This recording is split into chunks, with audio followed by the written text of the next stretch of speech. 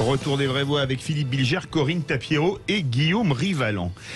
Les arrestations et les condamnations pour fraude au chômage partiel durant les confinements se multiplient un peu partout en France. Avant-hier à Nantes, dans le sud et en région parisienne, ce sont 14 personnes qui ont été arrêtées. Elles sont soupçonnées d'avoir perçu indûment plus de 3 millions d'euros après avoir créé des entreprises de toutes pièces avec de faux employés pour lesquels elles se faisaient indemniser les salaires pendant la période des confinements du printemps 2020. Une fois le chômage partiel versé, ces entreprises fantômes disparaissaient, ainsi que l'argent évidemment. Un cas loin d'être isolé puisqu'à l'autre bout de la France, à Metz, 5 personnes ont été mises en examen la semaine dernière pour des faits similaires, mais une fraude de seulement, c'est un euphémisme, 800 000 euros.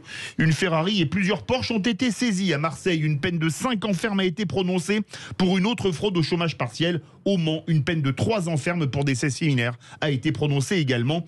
Nous sommes en compagnie de Charles Prats, magistrat, auteur du livre Cartel des fraudes, dont le tome 2 est sorti récemment. Charles Prats, bonsoir. Bonsoir Philippe. Plus de 3 millions d'euros avec des boîtes sorties de nulle part, c'est surréaliste. C'est surréaliste, oui, ça peut sembler surréaliste aux auditeurs, mais quand on voit ce qui se passe depuis 1 an et demi avec le quoi qu'il en coûte, non, c'est pas du tout surréaliste, c'est malheureusement très répandu. Alors justement, on a l'impression qu'il n'y avait aucun contrôle. Toucher de l'argent sur des entreprises qui sont créées à l'instant et sans salariés, quand même, il n'y a pas de contrôle.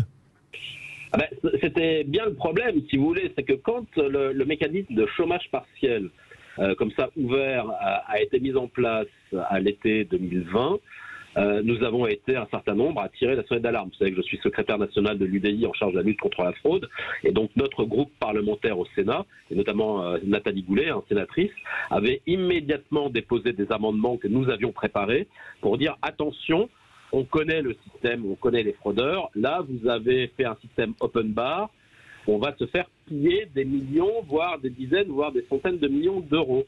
Et donc le gouvernement, à l'été 2020, a renvoyé dans les buts l'UDI et Nathalie Goulet au Sénat en refusant d'adopter des amendements de contrôle assez basiques, qui consistaient à vérifier si par exemple le relevé d'identité bancaire qui était fourni sur Internet correspondait bien à la société, vérifier si les employés existaient. Vous savez, un chef d'entreprise connaît ça, il fait ce qu'on appelle des déclarations DADS. Oui, déclaration annuelle des salaires.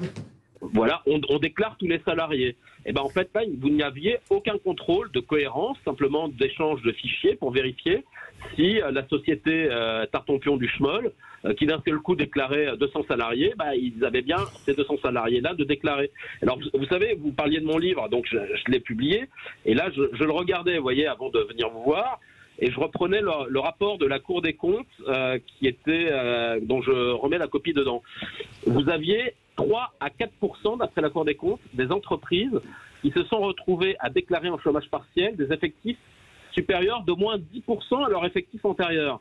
C'est-à-dire que d'un seul coup, à partir de l'été 2020, vous avez eu une inflation comme ça des employés dans les entreprises, et 3 à 4% des entreprises qui ont demandé des aides se sont retrouvées avec des effectifs supérieurs de moins 10%. Et donc la Cour des comptes vient nous dire, attendez, là, c'est un critère d'alerte évident. Après, vous avez eu d'autres types de fraudes sur le chômage partiel, sur les congés payés, etc. Mais là, la fraude classique qu'on a connue et qu'on connaît encore, qui a consisté à usurper des identités de sociétés ou alors à créer des sociétés de toutes pièces, des coquilles vides avec des faux salariés pour demander le versement d'argent, ça s'est répandu comme une traînée de poudre. Ce sont des dossiers qu'on voit très régulièrement maintenant aujourd'hui devant la justice, le temps que les enquêtes judiciaires se fassent. Mais à côté du chômage partiel, vous avez aussi ensuite les fraudes au fonds de solidarité, parce qu'il y a eu plein de choses. Et pour vous donner un exemple, encore une fois, qui est dans mon livre, ce sont les rapports de l'Inspection générale des finances qui le disent. Vous savez combien nous avons eu de demandes frauduleuses qui ont été faites en matière de fonds de solidarité? Non. 2 200 000 demandes frauduleuses ont été faites. 2 900 000 2 200 000. 200 000, c'est fou.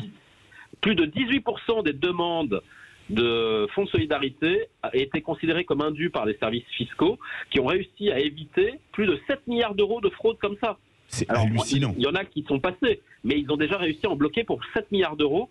Et donc ça vous laisse imaginer l'état de l'honnêteté des gens dans le pays. Philippe Bilger.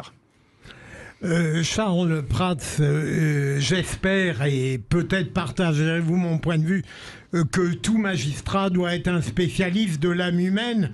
Et évidemment, le magistrat ne s'étonne pas que tel ou tel citoyen profite de situations pour commettre des transgressions et des délits. Mais je voudrais vous questionner sur deux plans.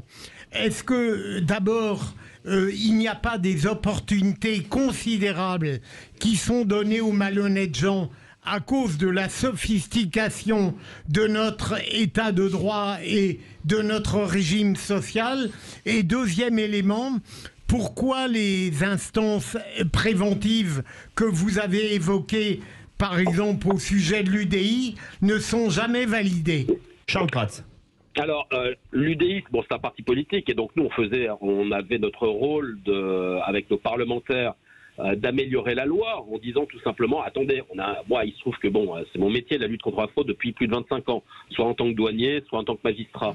Donc, on a un petit peu l'expérience, cher Philippe Bilger, de ce qui se passe. On voit passer les mécanismes de fraude, les truands qui régulièrement recommencent, on a toujours les mêmes escrocs, etc. Donc, avec les années, vous voyez, j'ai des poils blancs à la barbe maintenant.